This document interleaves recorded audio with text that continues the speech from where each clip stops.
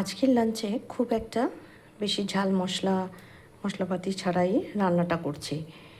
সবসময় ঝাল মশলা দিয়ে রান্না তো মাঝে মাঝে মনে হয় যে হালকা করে রান্না হোক।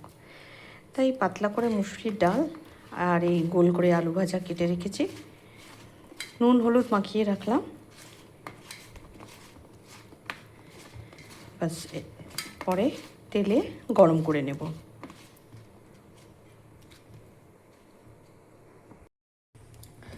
মুসুরির ডালটা আমি সেদ্ধ বসিয়ে দিয়েছি।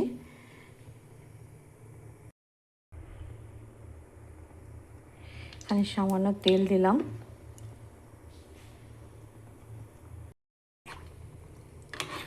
মুসুরির ডালটা সেদ্ধ হয়েই এসছে, সেদ্ধ হয়ে গেছে। শুকনো গোটা লঙ্কা দিয়ে দিলাম আর কালো জিরে। এবার কাটা পেঁয়াজগুলো দিয়ে দিলাম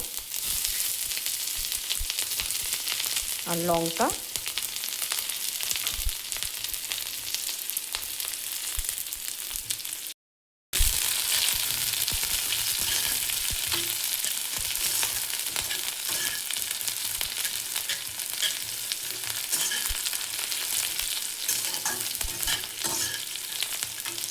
পেঁয়াজের বেশ একটা সুন্দর ভাজা গন্ধ আসবে এবং পেঁয়াজটা হালকা হালকা লালচে হয়ে আসবে।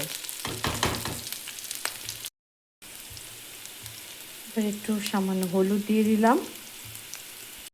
এদিকে ডালটা যে গরম হচ্ছে সেখানে আমি অল্প হলুদ দিয়ে দিয়েছি, একটু নুন,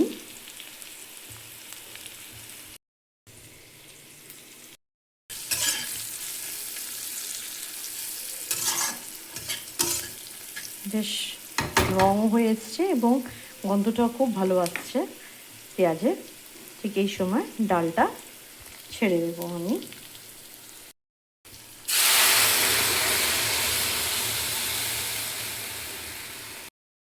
ডালটাতে একটা বয়েল আসতে দেবো, একটু ফুটে উঠবে, তারপর নামিয়ে নেব।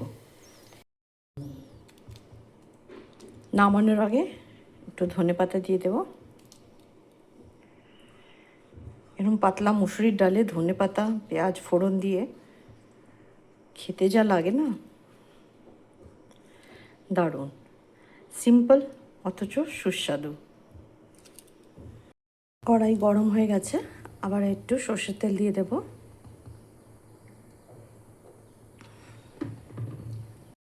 এখানে আমি ফুলকপি আর আলু হালকা সেদ্ধ করে নিয়েছি, কারণ গরমের ফুলকপি তো আমি একটু নুন জল দিয়ে গরম হালকা করে সেদ্ধ করে নিয়েছি। বাদ বাকিটা রান্নাতে হয়ে যাবে।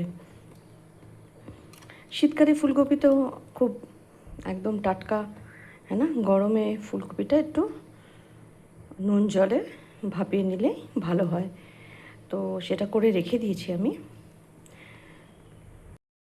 একটা শুকনো লঙ্কা দিয়ে দিলাম আর একটু কালো জিরে। আজকে ফোড়নে কালো জিরে ইউজ করছি আমি। আলুটা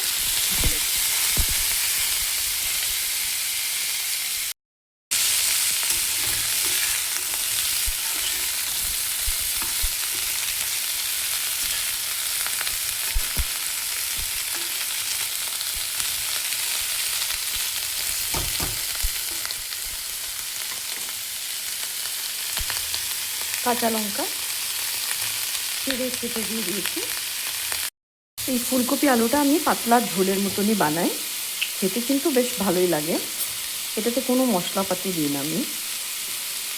যদি ইচ্ছে করে তো একটু আদা কুচি দিয়ে দিই, যেমনি আজকে আমি দেব। আর না হয় আমি আদা কুচি ছাড়াই এটাকে বানাই, শুধুমাত্র নুন হলুদ আর হালকা সামান্য চিনি, বাস। এবার একটু হলুদ দিয়ে দেব। আচ্ছা, হলুদ নুন কিন্তু নিজেদের পরিমাণ মতোই দিতে হয়, একটা আন্দাজ হয়ে যায়। আর নুনটা আমি বরাবরই একটু কম দিই আগে, যদি পরে দেখে নিই যদি কম থাকে তো একটু অ্যাড করে দিই। এই একটু সামান্য আদা কুচি দিয়ে দিলাম।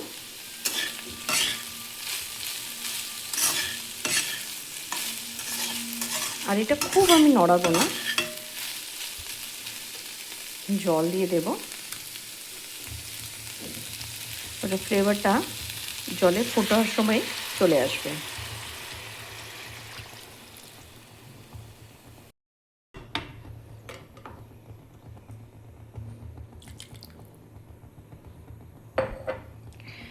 জল দিয়ে দিয়েছি, একটু ফুটেও উঠবে, ফুটে উঠলেই কিছুক্ষণ রান্না করে নামিয়ে নেব। যতক্ষণ ফুলকপি আলুটা বয়েল হচ্ছে, সেদ্ধ হচ্ছে, ততক্ষণ আমি গোটা ভেজে নেব।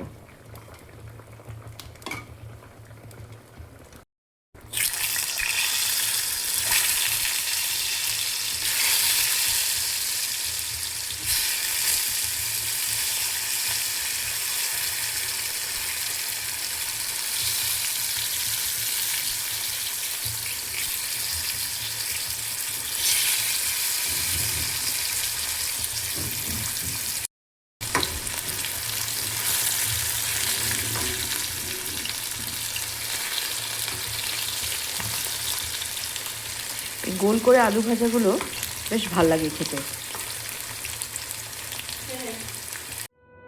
আলু ভাজাগুলো রেডি, তরকারিও রেডি হয়ে গেছে। বাস ছিমছাম সিম্পল খাবার, ডাল, ভাত, আলু ভাজা, স্যালাড আর ফুলকপি আলু পাতলা ঝোল।